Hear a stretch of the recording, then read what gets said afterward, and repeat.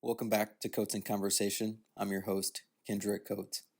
In today's conversation, I speak with Coach Chip Bates, who is a football coach and a trainer at Peoria High School, which is located in Peoria, Illinois.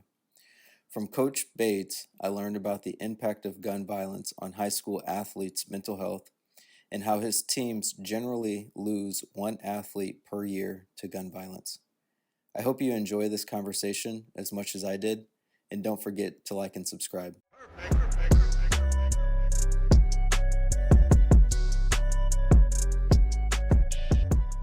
Coach Chip Bates, how you doing today? Good. How are you doing? Man, I'm doing all right. I'm excited to finally get you on podcast episode. I know we had a conversation, this may have been a few months ago, just kind of talking about the ins and outs of the discussion that we're going to get into, especially from the standpoint of working with high school athletes and blending in some mental health discussion around that. So for most of the viewers and listeners that I have, they may not know you. So just kind of give us a little bit of a background, where you're from, what level of high school ball you coach on, and how you got into the sport. First off, I'm married with four children, and they all are out of the house, so that's a good thing. But I am a coach at Peoria High. I started off as a strength and conditioning coach 4 years ago. Then 2 years ago, I took over the running back position coach. I also coach a travel basketball team called Next Generation Academy, which with Marcellus Somerville. And my full time job is I work for a nonprofit organization called the Peoria Friendship House. And what we do is just give back to the community with after school programming, La Familia programming, a food pantry. So we get food out to the people in need and things like that. So main thing is I work with the community and work with the schools. So that's my big job description. I like the fact with the community outreach, working with, providing families in the area with meals. Can you kind of, I know this wasn't one of the questions on the for the podcast, but can you kind of elaborate a little bit more on some of the specifics as far as how many meals that y'all generally give out to the community per year? Okay. Well, it's what we do. We have a pantry that's open from 9 a.m. to 3 p.m. and they can just come in, sign their name, and get a pantry bag. We pre-make pantry bags with a couple canned goods, peanut butter, jelly, dry food, macaroni and cheese, cereal, things like that. And to be honest, the person can come in 5 days a week, just once a day.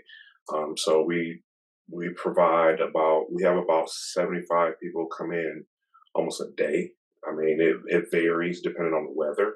So that can add up real quick. And then also we have a pantry on the move that on Wednesday and Thursdays, the people that can't actually get out their homes, we do a delivery service where we drop off the same pantry bags to people that are in need and can't get out their homes. So we just do whatever we can to get food out there. I run that, so I have to constantly stay on keeping food in the building to be able to also give it back out. And I help, like at times, I bring a lot of that stuff to the school for my kids and for the workouts after school because a lot of them sometimes don't eat during the day. So if I have some cookies, some snacks, or whatever I can get from the pantry to bring to them, that's what I'm thankful I can do. So a man that wears many hats on the day-to-day basis from, husband duties, father duties to coaching and, providing resources and meals for the community, which kind of takes me into my next question. I know you mentioned that some of the meals that y'all provide to the community, you'll take some of those resources over to the school. So I think when we start talking about athletes and mental health, there is a component of nutrition. So, being able to provide them with the meals they need or some type of nourishment to repair their bodies is good. But then there's an other aspect of it that there is a lot of pressure on players to perform.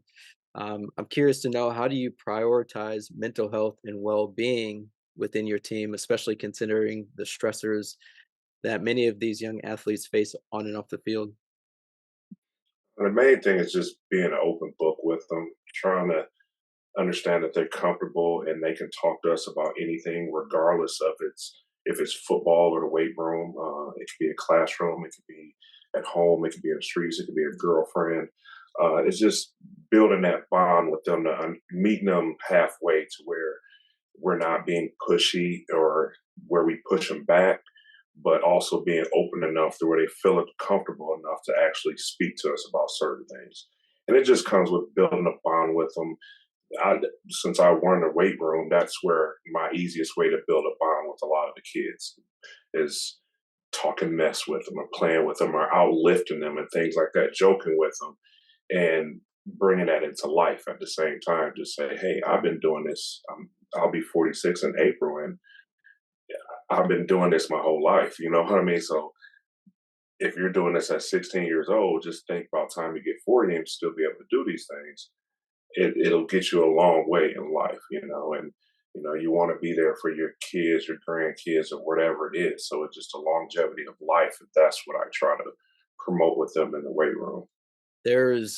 I think I remember coaches because I was in the sports world at one time as well, and strength and conditioning coaches, they get a lot of time with athletes either before the season starts, during the season, after the season sometimes. So I'd imagine in your situation, do you find that a lot of the kids view you as a father figure? Yeah, I do. I call them my nephews.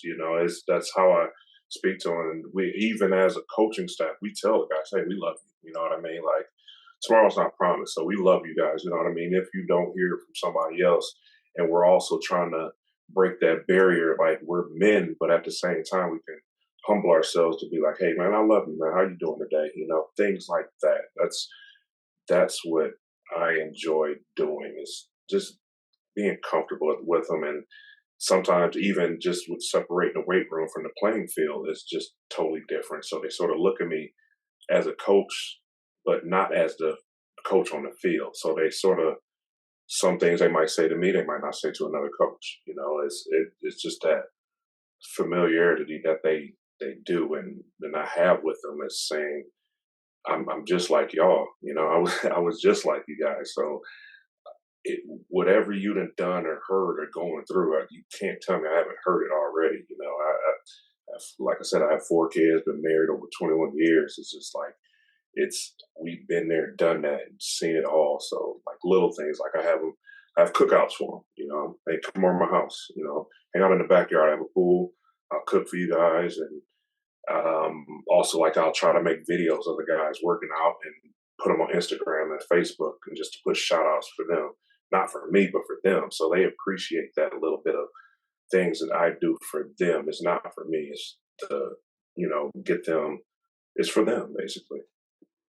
And that kind of goes with what Coach Prime is doing. And I think Coach Prime has mentioned something about being able to relate to the kids. That's the difference with how he approaches coaching. And I think that is an element that not all coaches, but a lot of coaches have lost maybe the ability or don't necessarily have the experiences that you'd mentioned that you have to be able to relate to the kids, especially when it comes to things on the field and off the field, which takes me into my other question. I know when we were talking off air a few months ago, you had mentioned that your team sometimes faces, and even you sometimes face, stress every single year, and unfortunately, violence among young people, including incidents of gun violence, is a reality in many of the communities. What has your experience been in Peoria, and how do you address and support your players who may have experienced violence or at risk of being affected by it? From my personal experience, it's been one person every year. I've been here 4 years.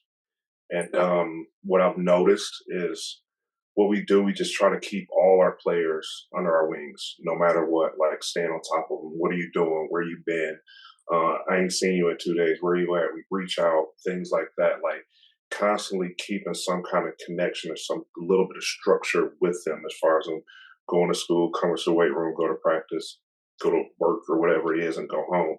But yes, it's been one a year, and the things that we've noticed is either the ones that has drifted off that we've tried and that's another thing we might not know what exactly is going on in their life that is going on. I mean, they might be forced to go to work. They might be forced to be out in the streets to make money to pay bills or whatever it is. And if we don't totally know that, we can't help. That's why we try to keep some kind of bond with them. If they are struggling in something, that hopefully they'd be able to tell one of us on the coaching staff, or even if they speak to another player and another player comes up is like, hey coach, such and such is dealing with this, and us being comfortable as coaches, like, hey, I can talk to him, or maybe the other coach should go talk to him because they have a different bond than I do with him. So it's just keeping an open book with these kids and constantly staying on them. And like we say, anytime we don't see a kid for a couple of days in the weight room or whatever it is, like it's off season now, and somebody's making a call, we talk as amongst coaches like, hey, I haven't seen such and such in a while. Hey, reach out, find out what's going on. And even now, since last time I talked to you, we're going through a head coaching change now. So we have an all new head coach now. And it's very cool it's a fresh start. It's a new start. Nothing's really changing. It's just more or less just a different person kind of speaking the same language anyway. So it's kind of the pipeline we built for Peoria High as far as what we do, our tradition, trying to keep it the same. Yes, we're going to tweak a few things, but other than that, it's all the same. It's all the same coaches. The head coach was the assistant coach. So the, and he's a very players coach. I think he will be able to get a little bit more out of kids personally because of the cultural difference. But I he's the one that, as we say, he likes to roast people. So the kids love him to death. So that's the bond that he has with all the kids. Like he walks by and he'll mess with so many kids and they laugh, they joke and whatever, and they know what they can say and what they cannot say to him. Before he goes goes on them. But it's a new thing, and we're working on new bonding things like team bonding going here. We're supposed to go to the Harlem Globetrotters.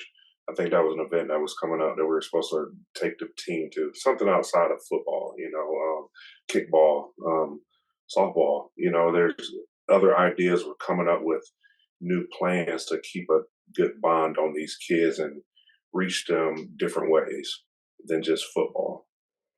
And I'm glad that you mentioned something about the bonding aspect of it because as you were discussing or explaining, losing an athlete every year, I couldn't help but to think on how important attachments are or some type of support system for athletes going through those specific things, whether the athlete is in a household where there's uncertainty, if there's violence or there's substance abuse, or I think you mentioned, some of the kids are out on the streets having to make money to support the family. Have you noticed change with some of the kids who are in those situations? Do you notice anything as far as differences with their performance on and off the field? There's always signs. They're young. They tell on themselves, like if they disappear for a couple days or whatnot, and a lot of the players talk amongst themselves, and they'll say, "Man, such and such has been running around with that clique that's doing all them cars, stealing cars," And sometimes the kids are not necessarily doing this stuff, but they're around the people that are doing this stuff. So, I mean, you're guilty as charged. You know what I mean? If you're hanging around with them, you're just as guilty as doing all this stuff too. So it's just like telling the kids not to be so curious about other stuff that's going on. If you don't have to worry about making money or don't have to worry about doing that stuff, don't be curious to do it. Don't be that wannabe thug that it's it looks cool on social media or whatever. You know, it's I've seen kids that have posted guns on their views, like their story or whatever it is on social media.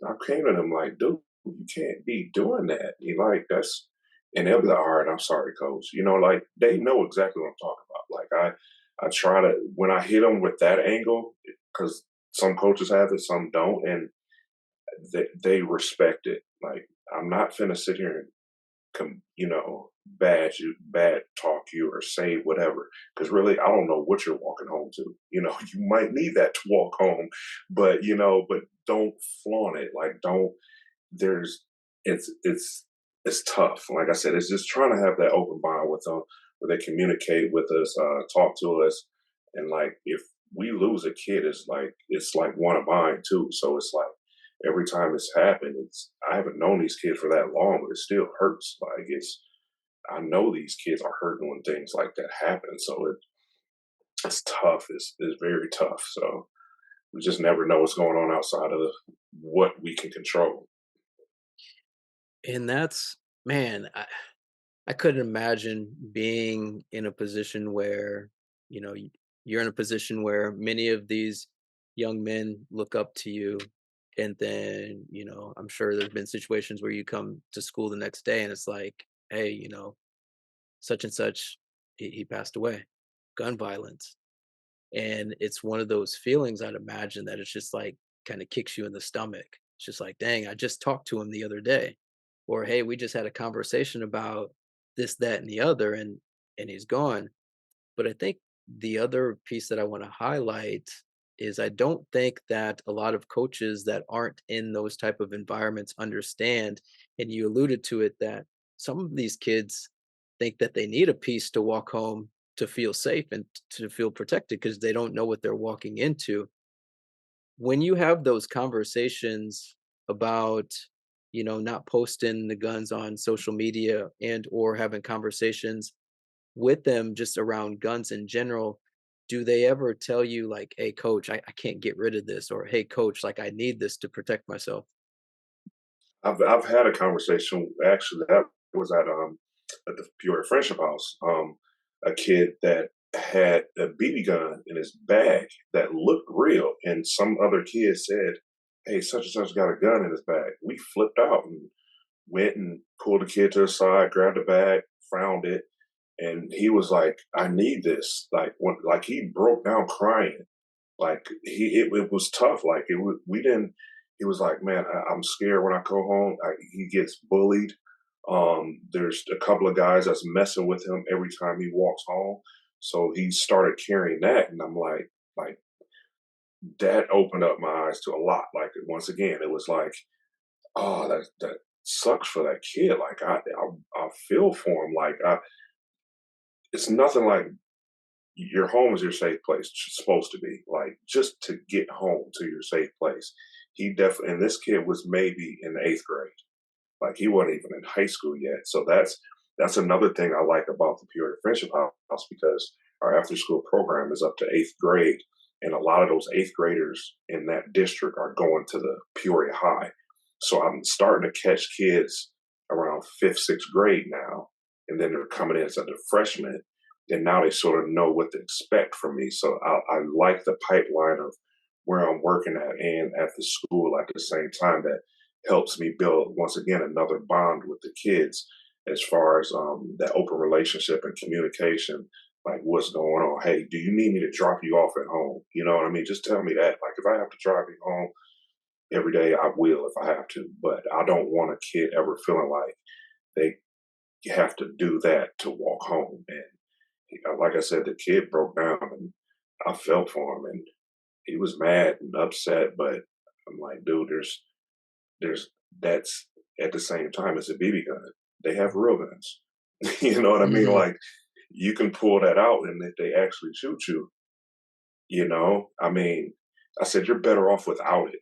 You get what I'm saying? Like Yeah. you're defending yourself. You know what I mean? Like if you have something on you, they can easily say, "Well, he showed that to me first, so I shot him in self defense," and that's could be you. You know what I mean? Like it's just trying to open up the bigger picture of the scenario. Like, hey, you might feel you need it, but if you're fighting with your hands, that's not a illegal weapon. You know what I mean? Like you have to understand that there's consequences that come with it. If a parent finds you, if a police officer stops you, and you have that on you, and it's a look-alike gun, there's a whole nother scenario at itself right there. You know what I mean? Like, Yep, yep. you don't want to put yourself in a situation by having that one thing ruin your whole life and completely. So, I mean, it's just how we're talking now. I talk to sixth graders and seniors the same way. They all get it. So what do you say to the coaches out there that, may not look like me or you and are dealing with predominantly um, African American athletes? What do you say to the coaches like, I don't know what to say. I don't know what the right thing to say is if this situation comes up. Well, I mean, prime example, the head coach we had he was a white guy, but he grew up in the same neighborhoods as everybody else in the hood, basically. So he could relate a whole lot, but at the same time, kids still look at skin color. You know what I mean? Like he might have been there, but don't know that. That's just an automatic judgment from a kid, and they don't know all the struggles that he actually went through being a white guy, being in a black neighborhood. You know what I mean? Like there's a whole other side of it on that. But just it's it's things that he knew he couldn't relate to that one of us would just step up and just say. Like if he knew he couldn't say the right words to a certain person, there's eight of us that one of us has the right words to say to that person. And one of our assistant coaches, he's like he's like everybody's dad. He's the main mentor that actually talks to literally everybody. And he has his own nonprofit organization, Grown Man Alliance. Like he's trying to mentor children. He has like six other guys that work with him too. So it's it's it's just having the resources. Basically, if they can't say something, they know. Like we have a couple of different coaches that they know for a fact, like they can only say so much, Mhm. and then they just go blank, and then there's not the kids just what's the word, like drown them out, like they don't even pay any attention no more. But and our coaches know that, so we pay attention to what's going on. We communicate amongst each other, like, hey, Chip, you need to go talk to this one because you know how you get them in the waiting room or whatever.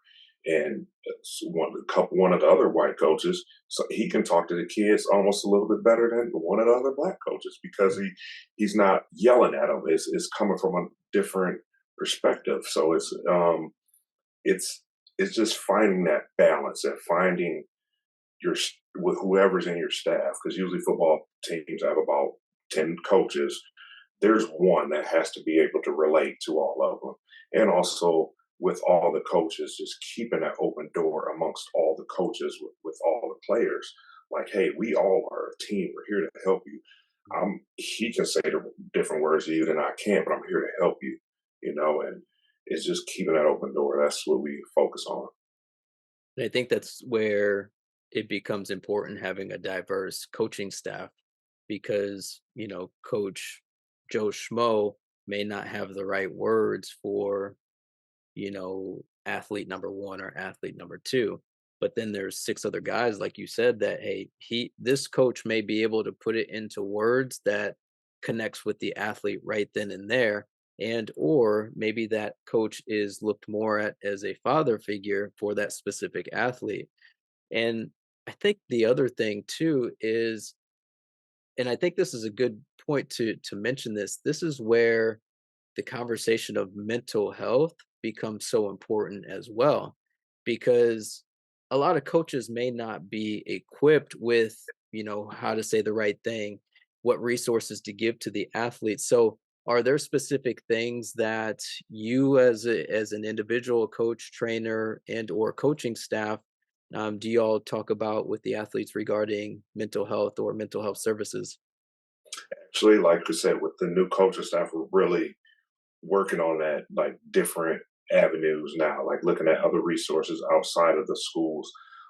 They do have like a school counselor, like if grief or anything like that happens to a person. But as a coaching staff, we're trying to just get a different bond on what do we need to do as far as dealing with this stuff.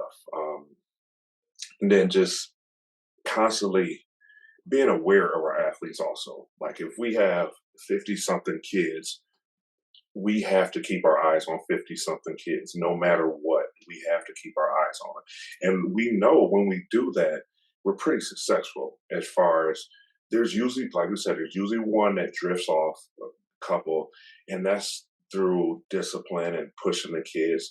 Nothing bad, but just some it might not just be the football thing, you know what I mean? Some of the kids are just trying to do football because their boys are doing it, and they're not really attached. Like they say, if it's a little cancer in the clique, you got to remove that, or your whole team is just gonna fall apart.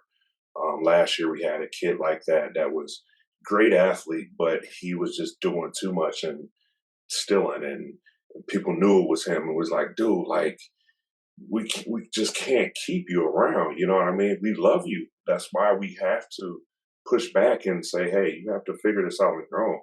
You know, and like I said, with the different coaches, it's life. You're going to have different bosses. You're not going to like them. They might not look like you. Um, they might talk different than you, but just teaching our kids how to adapt to every different situation. And like I said, just giving them avenues to have those open resources. That's what we're trying to do now. It's like try to find other stuff that's not so much pure high or whatever, like just whatever resources. Like um we just found out it was another weightlifting gym that's here. It's an old school gym. He has a nonprofit organization with the Peoria Fire Department, and they have like an open night with lifting kids. Like I'm gonna take some of my guys down there and lift with him. You know what I mean? Just so they can hear the words of another person explaining workouts that doesn't look like me, but he knows what he's talking about. You know, so that's what we deal with now with kids thinking they know everything because of social media and what everything like that. But open their eyes to understand that you have to be teachable, coachable. You have to be. That's if you can't listen and absorb those things and be taught different things, it's going to be a rough life for you. Um, I'm just kind of thinking through the opportunities that many of these kids have that y'all have set up, and it sounds like you're setting a foundation so that once they graduate they can launch and be successful. So in a way there is, you know, all of these resources connecting with the specific coaches, weightlifting resources in the community. That is maybe a form of therapy for many of the athletes, you know, without actually calling it therapy. Because again, it comes back to, you know, in my space, as far as marriage and family therapy, working with people, how do one communicate about grieving the loss of somebody, but then how do we create some type of consistency within a household or a relationship so that, you know, when an athlete or when an individual does experience some type of uncertainty, they don't run from, you know, having the community that they already have. Last question on just kind of around gun violence. How does your team and school community come together to support each other during these tragedies, and what steps do you take to honor the memories of the lost ones? Um, as a what I've seen, honestly, is the schools is we're tight knit. The school wraps around all the kids, the teachers. I mean, because it's all of us. That's what we try to tell the kids. I know the kid like that's their best friend, but you got to understand. We look at you, kids, our boys or young men, like our sons. You know, we wouldn't want that on anybody. You know, so we do that. We bring together. We keep an open door. Like, hey, kids, it's okay to grieve. You know what I mean? It's okay to cry. You know what I mean? Just come here for a minute. You know what I mean? Hug them. Tell them, hey, I love you. Like, you know, it's that's the main thing we tell. We tell them we love them. Like, because and I tell them like you could be gone tomorrow. So I'm gonna tell you I love you because it's been kids that has said I was supposed to be with that person when that happened, I stayed at home or whatever. And Mm, I'm like, so how do you feel about that? And the kid was like, it, I, I don't know. Like, you're not, and I'm a very spiritual person. And I'm like, everybody has a time. We never know that. We never know. And I just tell the kids, make sure you're prepared here and mentally, like for your time. I say, live your life to the fullest. Do the right things. You know what's right and wrong. When you're doing the wrong things are going to happen, and you're shortening your lifespan. That's how I feel about it. That's the mm, easiest way I could say it with them getting it. Like, smoking too much or trying to do drinking and all this. I'm like, dude, you're young. You're too young. You have so much life ahead of you, especially when you're underneath your parents' house. You're disrespecting your parents when you're doing stuff like that. You know your parents don't want you to do that. I said, thank you if you had a son. You don't want your kid doing that. So I just try to break it down like that. Like it's bigger than just you. You know what I mean? It's everybody's involved. Like we're here for you. And like I said, our coaches, we just stay around the kids and tell them like, hey, this we're hurt, and we're at the funerals. Like it's not like coaches disappear, you know what I mean, just because they weren't around that kid. No, this we're all there and it's there to support the kids, love on the kids, hug them, and tell them, hey, just stay near us. You know what I mean? Like mm, we're not yeah, gonna yeah. leave wrong. Just stay around us, hang out with us. You might not like us or whatever, but we're here to have fun with you. Just try to get these young men prepared for the real world, especially once they get out of high school and just dealing with life and college and girlfriends and just everything else because it's gonna there's always going to be issues no matter what. I mean, like I said, I'll be 46. There's stuff I have to deal with. It's just mentally be able to handle the situation and not panic. And if you don't know, ask. Number one thing, ask. Just ask somebody. If I don't know, I'm gonna ask somebody for you. So, and that's what we do is just try to keep a bond around our kids and keep an open book and have a good communication with them. That part right there, just ask. And I think, sometimes in our community, we are, and maybe it's a societal thing, but sometimes we are taught or maybe conditioned that we have to go at it alone. We have to be independent in all of the things that we do. And as you know, and as many coaches know, thinking about it from a team standpoint, one person doesn't win you a game. Two people don't win you a game. It's a community. It's the whole team. Even the starter all the way to third string. It is a community thing. So when we think about trying to go through life without actually helping or asking for help, it becomes much more difficult. As a coach, you're deeply invested in a lot of the kids that you work with. Um, I can only imagine, and I'm curious about this. You have this reoccurring theme sometimes on a year to year basis where there is a student athlete that is lost to gun violence. How do you personally cope with knowing that consistent reality each year? Um, it it hurts no matter what. You know what I mean? It's never expected. It's just when it happens, it's always a shock, and then in my mind, and then I'll start looking back to situations with the kid. Good first. I want to see. I want to say. I want to look at good, but then there's usually a trail of bad with it. Like I hate to say it, but there's is usually a trail of bad stuff that led to the point to where gun violence got involved and these kids are losing their lives. And that's the main thing we try to open the kids' eyes to. Like, if you are taking these certain steps, doing these certain things, more than likely you're going to be on the same end of this scenario. It's tough love, but they know it. They probably see the guns all the time. I don't, but I hear about it, and they know it's tough. So it's just being giving that tough love. Also saying like, you know, stay out the streets. Like you know, there's nothing good in the streets. You know, it's not it's not worth it. And so for me, it's um, I guess it comes with age. I'm a little older. I've lost a lot of people.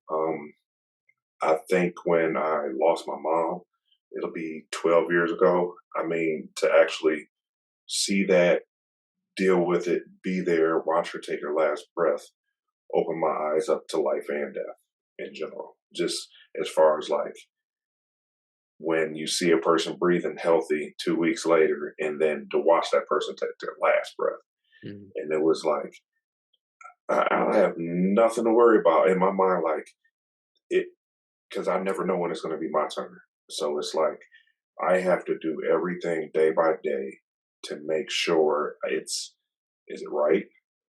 99% of it, everything I'm doing, I want to live right. I want to live right for my wife, for my kids and grandkids when they come. Like I that's why I stay in the gym. So my mental health is going to the gym and working out. Put my earbuds in, tunnel vision for an hour, and I just work out and Mm. get through that. That's sort of my coping as far as with any situation for me. So that's what I try to give back to the kids because there's a lot of kids using weightlifting also as coping also too. So if I can reach the kids that way, um, that's what I do, and I think that's what helps me cope. And always, also the coping with knowing that there's another kid out there I can probably still help.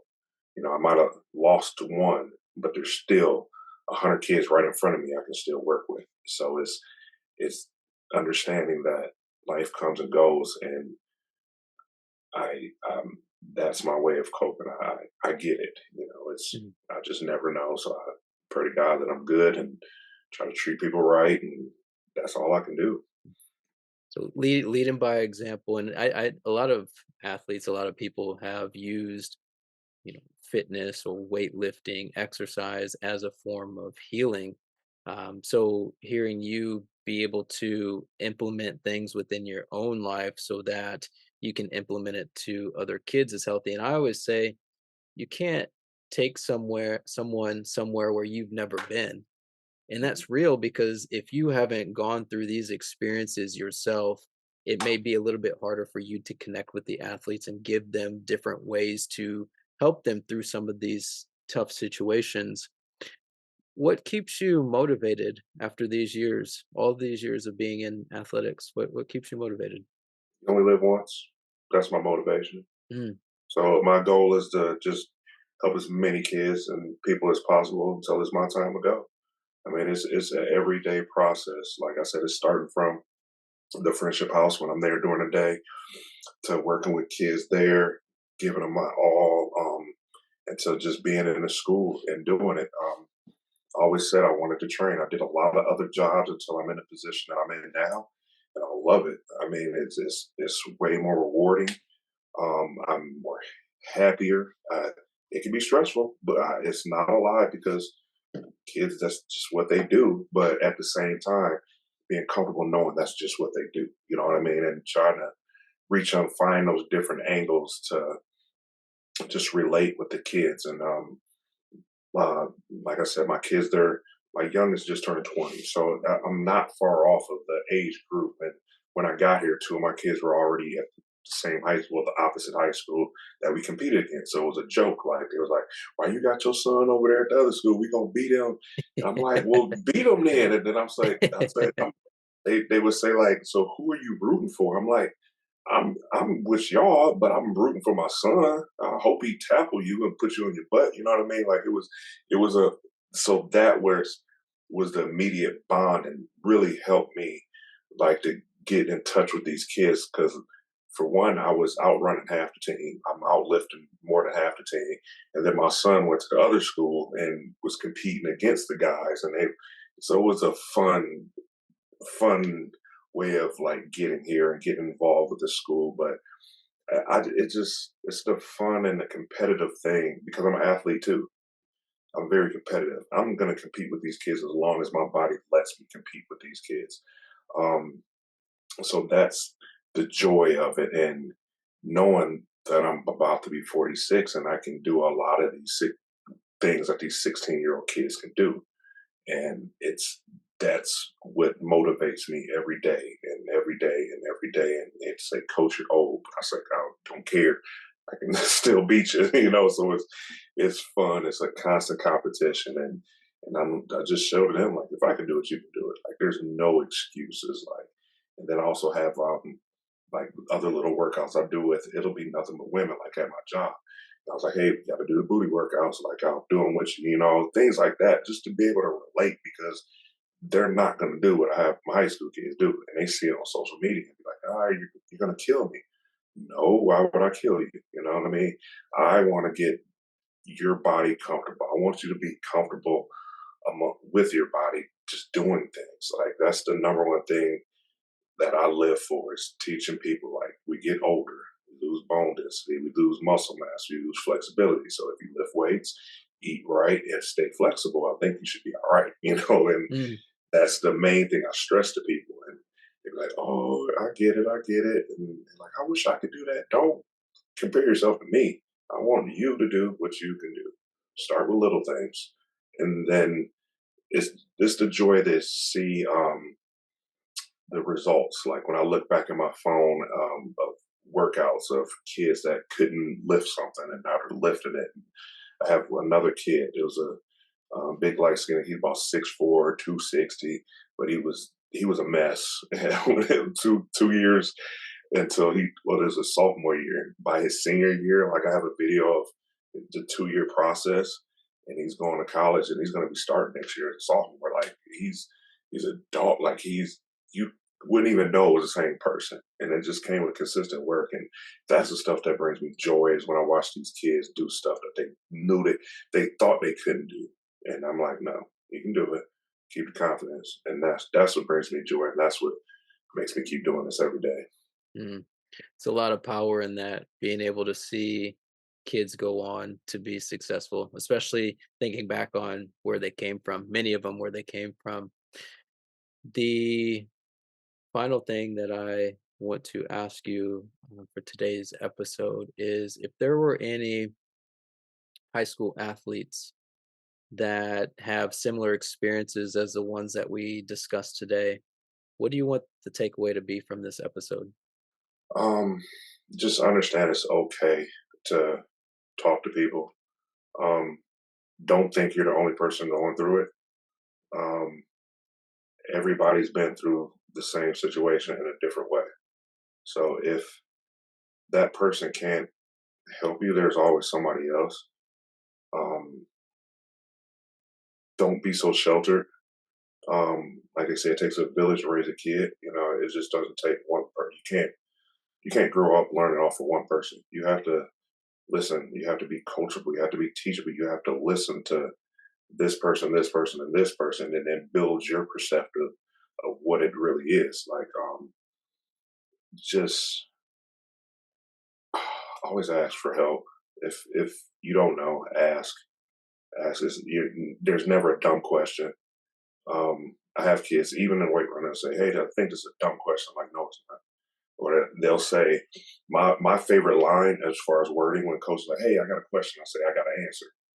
That's how I respond, and they be like, they sort of look at me, and it's just it's an answer. You know, if you ask a question, somebody's going to give you an answer, no matter what. So that's like my motto. If you have a question, ask, um, and always like either for the youth,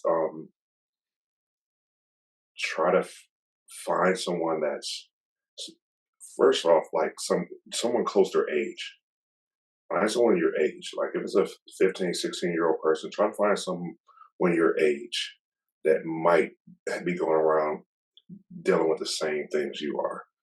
If you open up to a close friend, that builds that bond closer than that. And then usually someone else comes into the picture. That kid can tell you about something else. Or their situation might be worse than yours. It may humble you to be like, well, I ain't going through nothing. He can't even eat. You know what I mean? It just that point of just opening up, having that general conversation, um, not being too tough and not thinking you're being soft. That's another one. Like that, you're not soft by speaking up, and everything you keep in trying to be tough that boils up, and then you snap one day. So it's just understanding. Don't do that. Cope. Um, Find somebody. That's what I said. I Mm. always say like, just ask me. Just ask me a question, whatever. I don't care. If I don't know, I'll figure it out. My wife's a nurse practitioner that works in mental health, so that kind of helps me. You know what I mean? So um, it just listening to the things she deals with it when she goes to a facility with mental health issues, and same thing. She's like, "Hey, who are you hanging around? What are you doing? What are you doing to start this situation?" It's the same general questions. Like it's life. Like it's and some of these people are just hanging around the wrong person or trying to show off for another person or complaining because they want to be like somebody else. And it's a lot of the mental issues that I hear from my wife at a facility. I've heard from kids. You know what I mean? It's like, Mm. wow, let me talk to these kids as much as possible before it gets to that point. So I'm not an expert, but I do know an expert. So Right, right. and I've opened the door like they see me and my wife out doing stuff like that. We hang out, things like that. And I bring them over. Like I said, I bring the kids to my house, have pool parties, and they cook, and they always see me working on my house. They for a while, a lot of the kids never knew what I did as far as work because on social media they see me working on my house or building something or coaching here or do that. It was like, "Well, Coach, what do you do?" I said, "Is whatever I want to do, kinda." I said, "That's how Mhm. you want to be able to live your life, you know. Yes, I have a job, but amongst that, I do a lot of other things to keep me busy, to keep me not feel like I'm going crazy or stressing. Like I was working on my house all this morning. It's relaxing. I turn my music on, got dust all in my face, but then to see the end of the picture once I'm done, it's rewarding. So it's just I just want kids to be very diverse also. Just look out there and whatever. Like the things like when kids will say, "Hey, black people don't do that." Hey, yes, a lot of black people do a lot of things that you think they don't do. So Yeah, yeah. don't be that person that don't do that. Like swimming. That was the first thing I learned as a kid. Like black people don't swim. Yes, you need to learn how to swim. You know what I mean? If you shelter yourself like that, you're going to shelter your kids. You're gonna. It's just going to trickle down. So breaking that generational curse of not being scared to do this, and once you're confident to do it, your kids are automatically going to do it. If you break it this and confident to do it, your kids are automatically going to do it. So it's just being more open to doing anything, almost everything, to enjoy life, not the Mhm. temptations of life, but to really enjoy like the good things that are for life.